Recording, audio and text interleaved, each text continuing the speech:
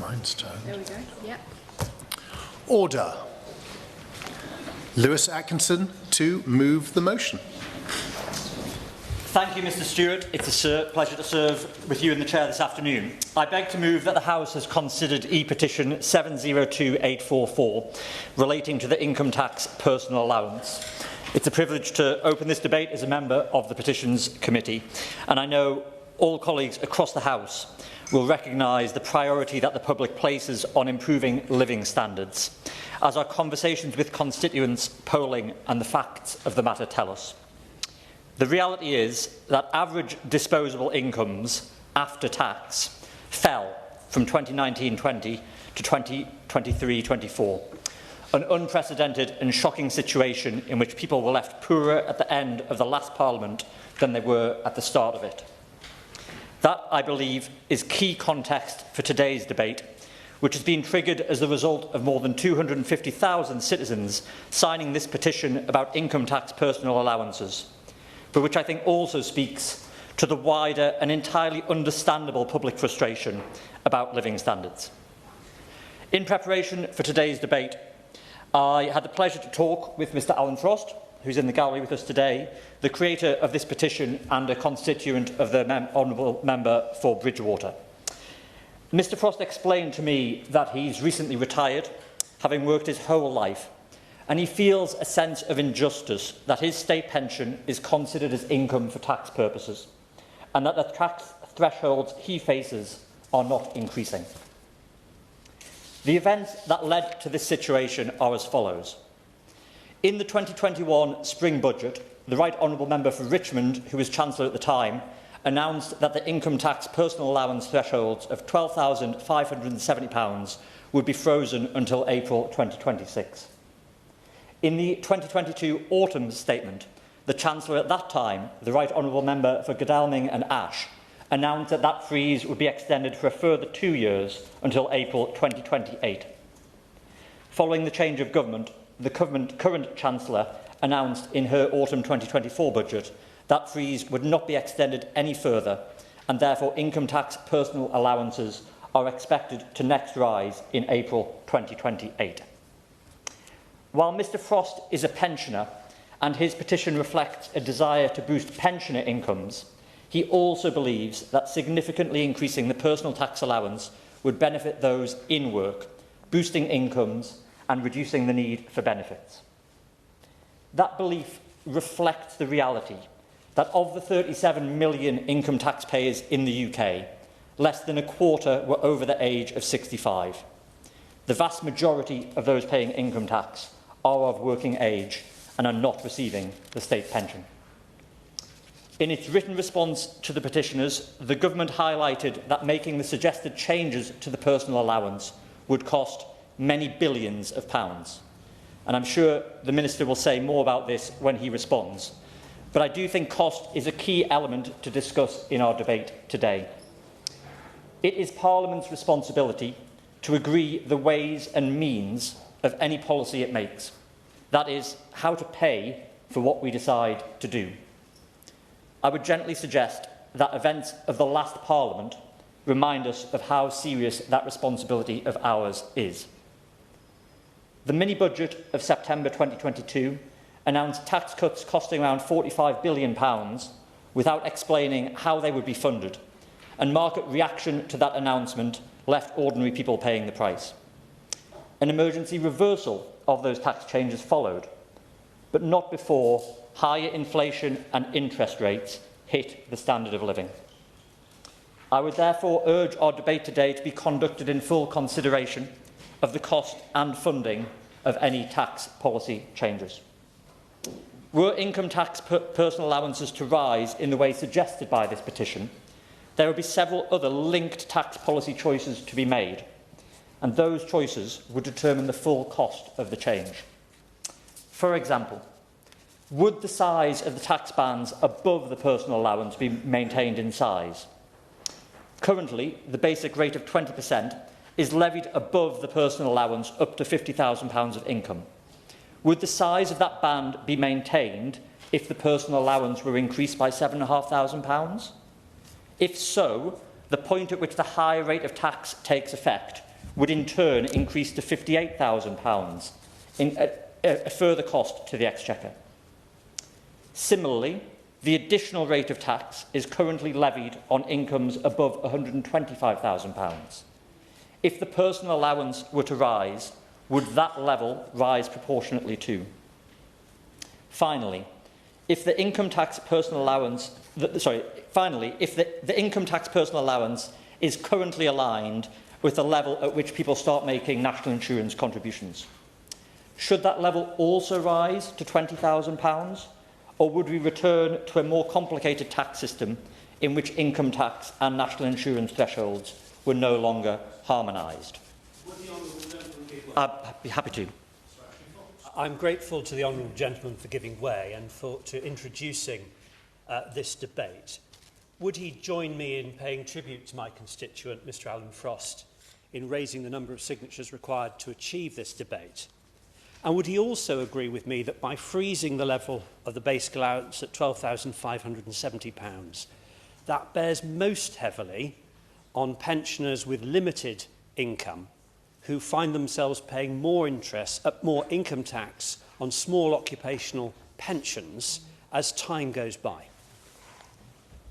I thank the honourable member for his intervention, and of course I share him in paying tribute to his constituent for securing this debate. 250,000 signatures is truly an extraordinary level of engagement in the democratic process, and that is to be applauded. I'm going to make some points about the distribution of the benefits of income tax freezes later on in my speech, if I may. The cost of the policy requested in this petition depends on the answers to the questions I've just posed, and perhaps other members may wish to speak about how they would approach such matters in their contributions. But to aid debate, I thought it would be useful to present some indicative costs. And let me place on the record at this point my thanks to the staff of the House, including those from the Petitions Committee and the Library, for their work in helping me access such information. The House of Commons Library estimates that it would cost over £60 billion to increase the personal allowance to £20,000 and make corresponding increases to the higher rate tax threshold, and also to raise the national insurance threshold to £20,000 to maintain alignment. That figure is consistent with the range of costs expected by the Institute for Fiscal Studies, who I also met with in preparation for this debate. They estimate that an increase in the personal allowance to £20,000 would cost somewhere in the range of £40 to £90 billion, depending on the choices made on the related tax matters that I've outlined. To put those figures in context, at a minimum cost of £40 billion, this proposal would be at least as large as the tax measures proposed by the September 2022 mini-budget that were then quickly reversed after the economy crashed. At the higher end of estimates of £90 billion, the cost of such a change would be around the same size as the entirety of public revenue spend on education, or 2/3 of the total cost of the state pension. It is not for me in introducing this debate to advocate one way or another, but I do urge members contributing to speak frankly about the costs and funding of any tax changes they favour. I hope it's also useful to briefly provide some context about how individuals throughout the UK would be impacted by increases in the personal allowance. The IFS note that the income level of 1/3 of adults is already below the existing personal allowance. That group, those with the lowest incomes in society, would not benefit from the changes sought by this petition. Those who would receive the greatest benefits would be those who are the best off.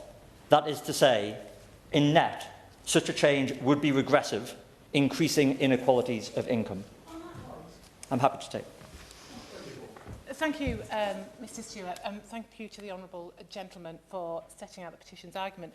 I came to the debate because an unusually high number of my constituents signed this petition. But on that particular point that the honourable gentleman was making about disparities, would you not agree, though, that there is a considerable number of particularly pensioners who are really feeling aggrieved and hard done to at the moment, and rightly so, because of a number of policy decisions, which is why a petition like this, a proposal like this, really is worthy of the government having a proper look at it, and perhaps looking at not just the financial aspect of it, but if pensioners were able to, for example, earn a little bit more before they hit the threshold, they would have more to put back into the economy. And for some, those who are continuing to work, they may want to continue to work a little longer. Thank you, Mr Stewart. I thank the Honourable Lady for her intervention. Of course, it was the last government who, I think, harmonised the income tax thresholds, so the same applies to pensioners and others of working age alike, having previously been a different situation. I absolutely recognise the stress felt by pensioners around the land, and I think that's why such a debate is difficult to be had without wider consideration of pension incomes, in particular the maintenance of the triple lock, which is not within the subject of this debate, but it strikes me as important to consider also. So, as I was saying, there is a disparity of potential benefits of a significant increase in the personal allowance between different levels of income, with those earning the most, benefiting the most from such an increase. And members may also wish to know, Mr Stewart, that there would also be significant geographic differences of impact in any changes also. Those places with average lower levels of income, for example Sunderland, would lose out disproportionately to places with higher average incomes, disproportionately found in London and the South East. Were such tax changes to be funded by cutting public services, regions like the North East would lose out even more. I hope those matters of context help inform the debate we have this afternoon.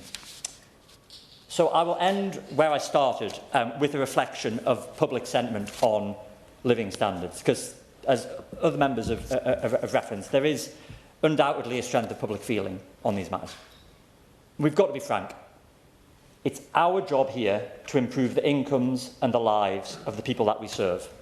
When I'm out in Sunderland Central every week, this is the key issue that people raise with me. Because for years they've been no better off, because in many cases they're struggling to make ends meet. And I get it. Putting more money in people's pockets so they can do what they want, that's the public's top priority. A key part of that is managing the public finance as well. We all saw what happened in the Liz Truss mini-budget, with unfunded, half-baked tax plans that were what they did to living standards. Now I'm going to make progress. The public expect us to do better than that, and they expect us to do more. They want to see wages and pensions going up faster than inflation, as is now starting to happen, and they want to see the personal allowance rising. I want to pay tribute again to Mr Frost for calling for those measures, and for all of those who signed the petition. We should be hugely thankful to have citizens who are engaged in our parliamentary democracy, as the 250,000 people who've signed this are. I look forward to an interesting and, I hope, informed debate. I beg to move, Mr Chair. Now, members will have noticed that the in-chamber clock is not functioning, but if you look at the, you can see the time on the other one. But I think time is probably not particularly of the essence in this debate today. And I remind members, if they did want to speak, they should bob, but I don't think that applies either. The question is that this House has considered E-petition 702-844 relating to the Income Tax Personal Allowance. And I call Tom Morrison. Thank you, Mr Stewart. It's an honour to serve under your chairship. 1 in 5 people in the UK are now living in poverty. That's around 14 million people. Now, these are people in our communities. They're the people we see at the school gates, they're the people we go to church with, the people we meet every day in our constituencies. These people are struggling to navigate the ever-increasing energy bills, rising food prices and other costs, while their wages don't keep up with inflation. Last year, I was door-knocking in Gatley Village, which sits in my constituency, and it was one of those nights that was incredibly cold, the kind of cold that really bites through your fingertips. And I came to one house where the lights were off. I wasn't expecting an answer, but a woman answered the door, laid up in 2 dressing gowns, and she had 2 small boys behind her. We talked briefly about the issues she was facing: rising energy prices, increases in her mortgage, and the struggle to keep her boys fed and warm. But what really stood out to me was the look in her eye, because that was the same look that my mum had when I was growing up. See, when I was about 13, my mum, brother and I faced homelessness after our landlord hiked up the rent. Now, my mum did everything to protect my brother and I from what was happening, and it's only now that I realise what she was going through. She missed meals so her boys could eat. She would sometimes sit in the dark alone when the electricity meter ran out of credit and we had gone to bed. Now, this was the day-to-day life that we were living. So many years later, seeing those 2 boys standing behind their mother in a freezing cold house reminded me of how important it is to keep standing up for those that are struggling day by day. I therefore want to thank Mr Frost for bringing this debate to the House. I believe that raising the personal income allowance could ease the burden that many are facing, although it has to be when the finances allow. So whether the government does listen to the signatories of this petition or not, more has to be done to help those struggling. The Conservatives effectively raised taxes by freezing the income thresholds for several years. Families and pensioners should not have to pay to clear up the economic mess left by the previous government. So this government must find ways to lower the tax burden so that more people are not dragged into poverty and more families can live in dignity and security. According to Resolve Poverty, formerly known as Greater Manchester Poverty Action, nearly 20% of children in Cheadle are living in poverty, whilst across Stockport it's over 30%. Chair, make no mistake, this should be 0%. And of course, raising the personal allowance will help. But if the government refuses to raise the personal allowance, then it must, at the very least, better support low-income earners who are struggling to afford the very basics. One way the government could act is by scrapping the unfair child benefit cap, which is one of the biggest drivers of rising child poverty. Many charities from across the UK, including Child Poverty Action, Citizens Advice and Save the Children, are advocating for this to be scrapped. As Dan Paskins, Executive Director at Save the Children, said, "Good intentions are not enough. Children growing up in poverty need action, and no child poverty strategy will be credible unless the 2-child limit is scrapped." So I'd like to finish by reminding the Minister of the story that I shared earlier. That mother with 2 young boys stood behind her, doing everything she could to ensure that they were being looked after. No one wants to struggle. No one wants to choose between heating and eating, but it's still happening. And in the 6th richest country in the world, this is not acceptable. The government must do more to help those in work and are struggling to provide more support for those children being dragged into poverty. Daisy Cooper. Thank you, Mr Stewart. It's a pleasure to serve under your chairmanship. And may I start by thanking Mr Frost for this petition and for the 250,000 people who signed it.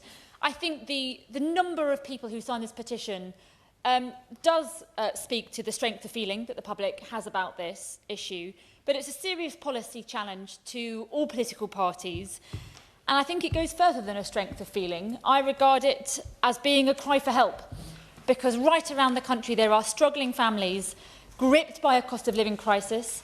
There are high streets and small businesses gripped by the cost of doing business crisis, and people are crying out for the change that they were promised. Now, most ordinary folk work hard, they play by the rules, they pay their taxes, and they expect certain services and public services to be there for them when they need them. And when they stop working, or even when they become pensioners and may still well be working, what I hear time and again is that pensioners really want certainty. They've worked their entire lives, they know how much money they've got coming in, they need to know how much money is going out, they need to budget. And when a shock comes along, whether it's something like the mini-budget, whether it's a cut to the winter fuel payment, or whether it's sky-high energy prices, they don't know what to do. They have far less capacity than other people to increase their income. And increasingly, we know that pensioners also have a lot of caring responsibilities, not just for their spouses, but often for their children or grandchildren, or even in some cases, their great-grandchildren. So I do take this to be a cry for help. For my part, as our spokesperson for the Liberal Democrats, I would say that I'm incredibly proud that when we were in government, it was our policy to raise the personal allowance, and that policy that went through. And by April 2015, more than 3 million people have been taken out of paying income tax altogether. And it remains our tax priority as the Liberal Democrats to raise the tax-free personal allowance as the best and fairest way of cutting tax when public finances allow. And there, Mr Stewart, is the rub, because the public finances are under enormous pressure, they are under enormous strain, and at the same time there are very few signs of economic growth. We know that the public finances are in a terrible state, in large part because of the mess left behind by the Conservative government, in part too because of the growth-crushing Labour budget, but also because of President Trump's trade war. And we have this toxic combination that means that people are seeing their taxes go up, but they're not seeing services improve. And it is leading to that cry for help. Now, as has been mentioned by other people already, Mr Stewart, the House of Commons Library briefing does suggest that its estimate is that this measure alone would cost around £50 billion, and with additional measures about equalising this with national insurance could cost £60 to £65 billion. If I remember correctly, I think the pandemic was a cost of £40 billion, so this is effectively 1.5 of a pandemic, which is a staggering amount of money. Nonetheless, I don't think we should ignore the call and certainly should not dismiss it. There are other things that we could do. We Liberal Democrats have said that the key to sorting out the public finances is to get more economic growth. We think one of the key ways of doing that is to improve our trading relationship with the European Union. Liberal Democrat research has shown that since the Brexit deal came into effect, small businesses have had to fill in 2 billion pieces of paper. That's enough paper to go around the world 15 times. That is red tape, that is the cost of which is falling onto the shoulders of small businesses and through them their customers as well. So if we can sort out that trading relationship and rip away that red tape, then that will improve our economic growth. We've also said on taxes that there are fairer ways of raising taxes. We have suggested to the government they look at increasing the digital services tax on the 20 largest online social media platforms and search engines. We've suggested the government look at increasing the remote gaming duty on those big gaming companies that made an enormous amount of money, billions of pounds in profits, during the pandemic, and who we believe could pay a little bit more to help public services back on their feet. We know that the Labour government has gone some way to reforming capital gains tax. We've suggested alternative ways of reforming capital gains tax to raise even more money than the Labour government has raised, but also to raise that money from the 0.1% richest super wealthy. So there are fairer ways in which this government could be raising taxes from those with the broadest shoulders, those big corporations, bringing in billions of pounds in order to support other people at the other end of the ladder. And we would say there are other things that the government could be doing. So we had suggested, for example, Mr Stewart, that a home insulation scheme is not only good for the planet in terms of reducing carbon emissions, but would reduce people's energy bills. That means that the money that they do have would go further. Equally, by improving investment in our farming and reducing the cost of healthy, locally grown food, it means people wouldn't have to be spending so much of their money on food bills either. So just to conclude, Mr Stewart, I want to thank Mr Frost again and everybody who signed this petition. I think we as policymakers should take this challenge very seriously indeed. We see this as a cry for help from those who are struggling the most at this incredibly difficult time. And I urge the Minister again, as I have done many times before in previous months, to look at some of the suggestions that we Liberal Democrats have made and to engage in those conversations about how we may raise tax in a fairer way and support those who are struggling at this very difficult time. Thank you. James Wilde. Thank you very much, Mr Stewart. I think in the last Westminster Hall debate I took part in, we were limited to 90-second speeches, so it's a pleasure to have the opportunity to expand at some considerable length this afternoon.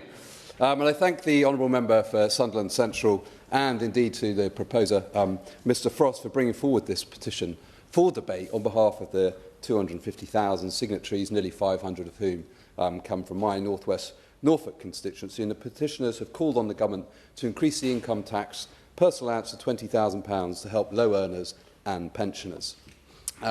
there's probably a bit of a spoiler alert here. I think they're going to be disappointed because we've all seen the government's response where it says there are no such plans. I think it's worth noting that over the last 60 years, no Labour government has left office with the tax burden lower than when it started, a similar position to on unemployment, where it's always left unemployment higher than it inherited. And indeed, the tax burden as a percentage of GDP is forecast to hit its highest level since the Second World War during the end of this Parliament.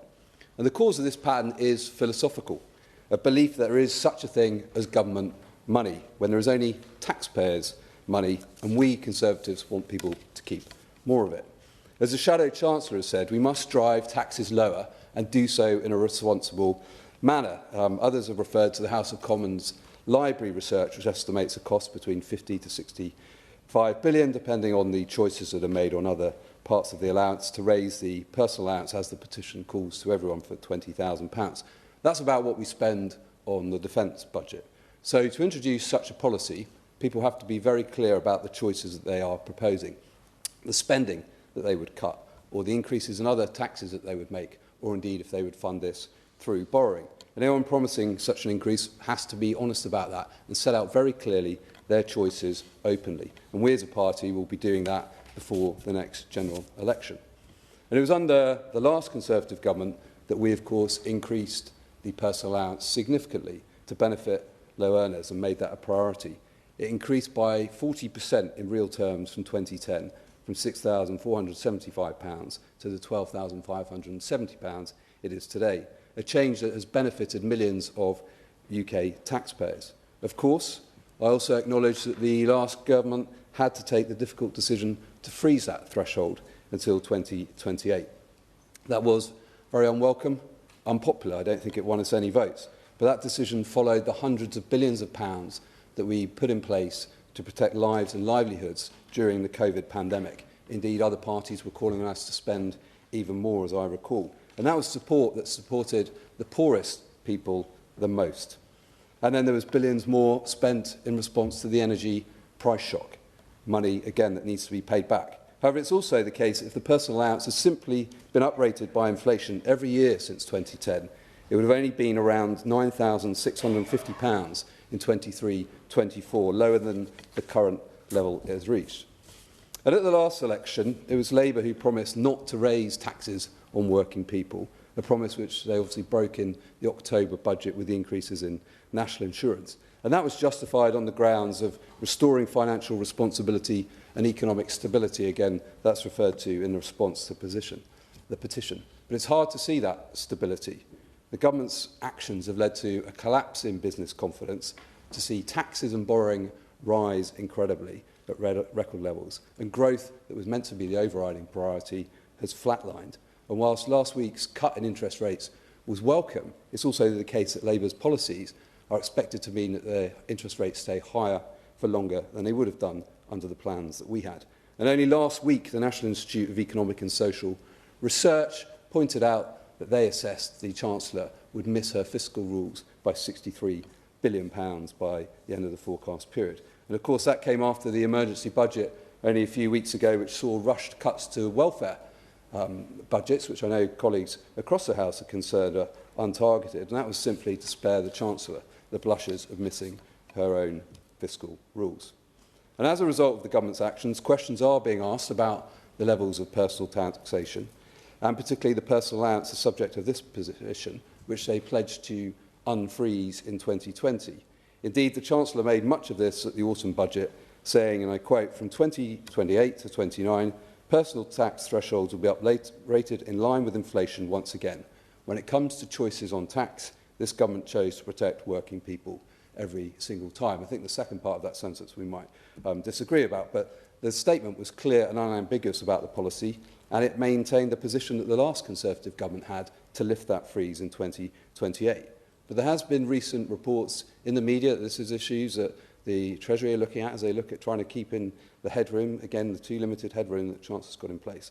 So will the Minister today give an unambiguous commitment and restate that pledge to unfreeze the personal allowance from 2028? It doesn't obviously go anywhere near as far as the petitioners would want, but at least it would be something.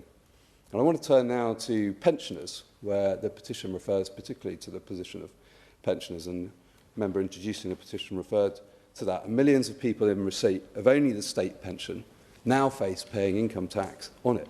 Of course, many with modest private provision already face that situation.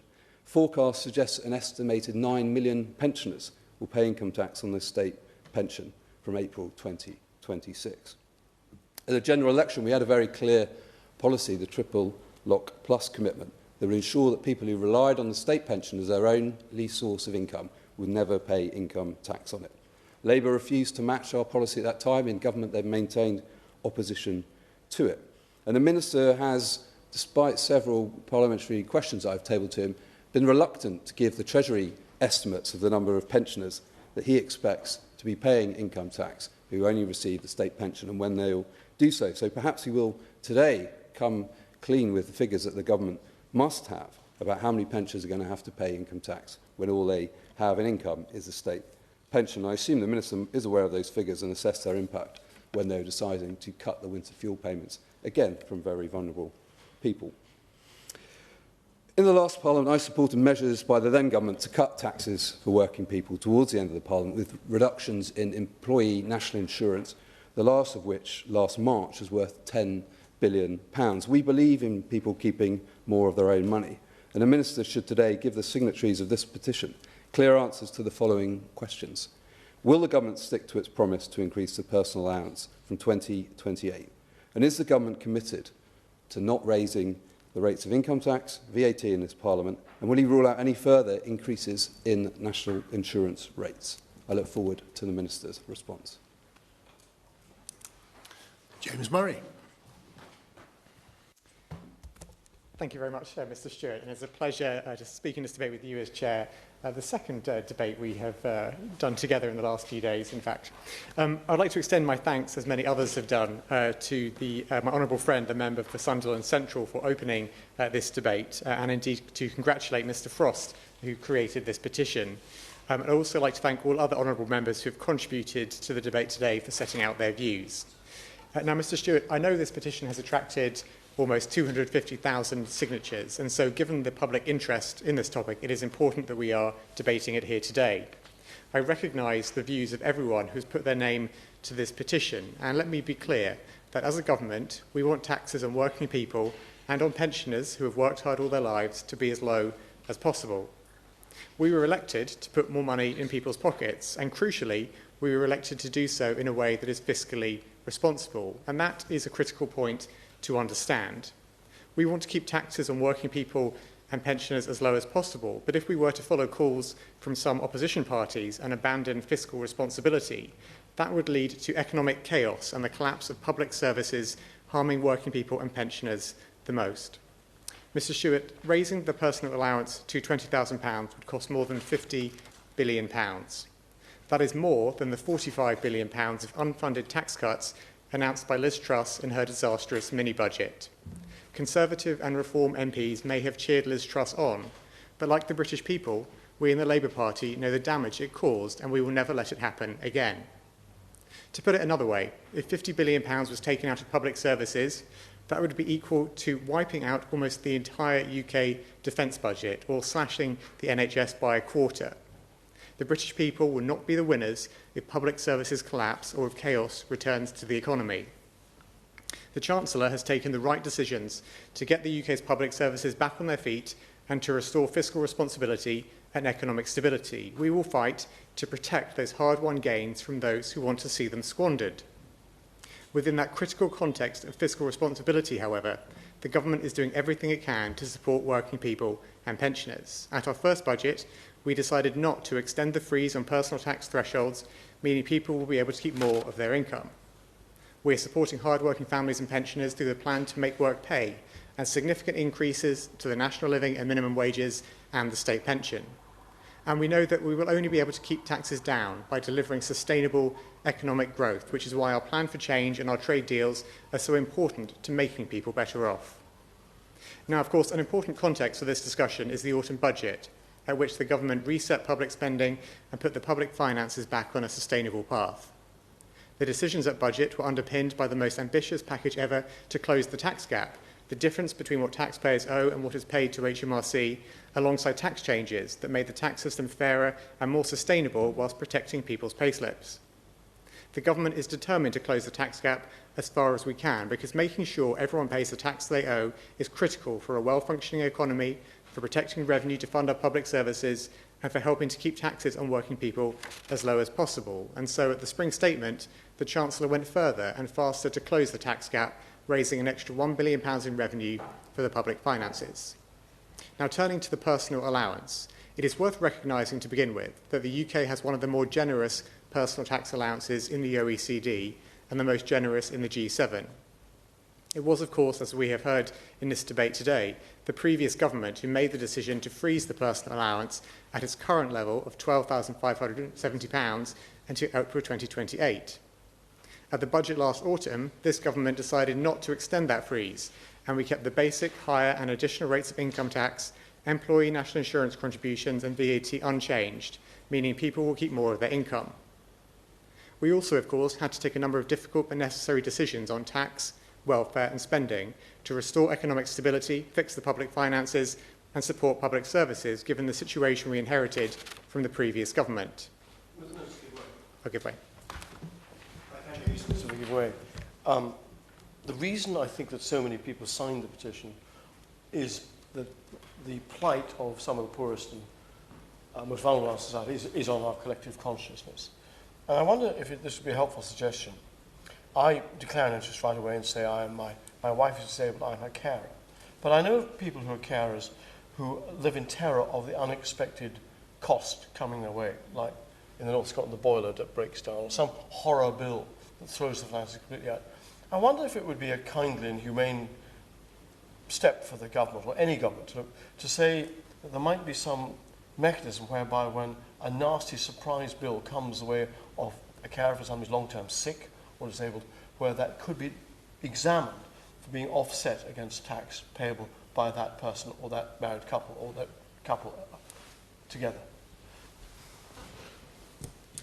Well, I thank the Honourable Gentleman for his intervention. And of course, having a well-functioning welfare state is in many ways precisely about protecting people when they have unexpected shocks to their lives. I'm not sure the tax system is the best way to address that, but I think the broader point he makes about making sure that the state is there to provide a safety net, if you like, or a cushion against unexpected shocks to people's lives is an important principle. But the focus of the debate today is very much on tax thresholds and in particular the personal allowance. And so I'll return to some of my comments about that.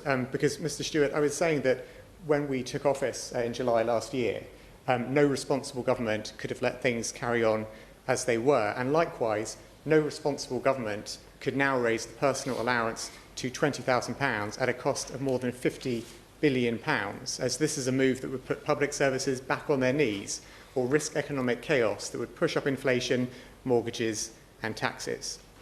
Now, the petition suggested that raising the personal allowance may lift many low earners out of benefits. We know that our benefit system is currently failing on all fronts. It is failing those who receive benefits by not helping them to work where they can, and failing taxpayers more widely through soaring costs to the public purse. We are fixing this by reforming the benefit system to make it more pro-work whilst protecting those who cannot work.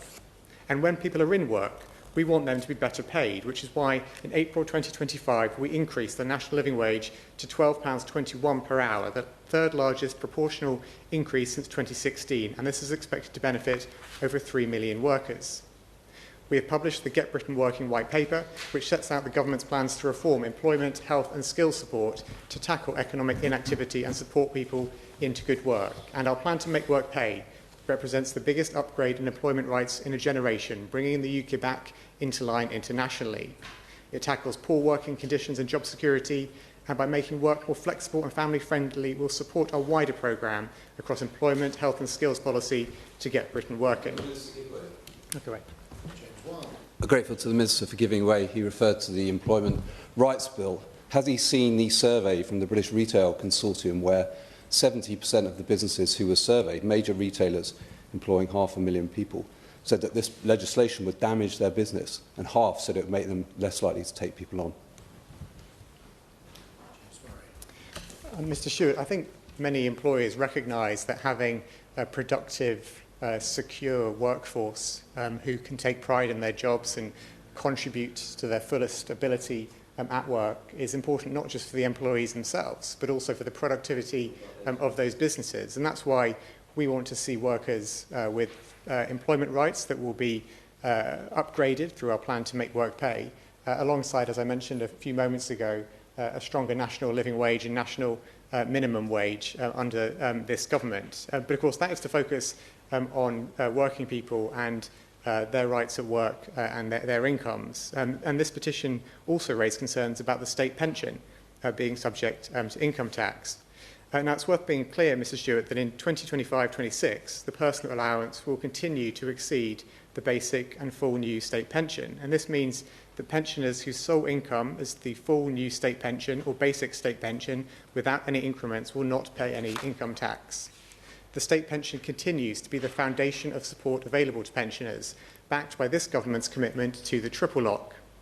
Now, this year, over 12 million pensioners have benefited from a 4.1% increase to their basic or new state pension, and this means those on a full new state pension will be getting an additional £470. And over the course of this Parliament, the yearly amount of the full new state pension is currently projected to go up by around £1,900, based on the Office of Budget Responsibility's latest forecast. Of course, the government also supports pensioners through a range of other means, including free eye tests, NHS prescriptions and bus passes.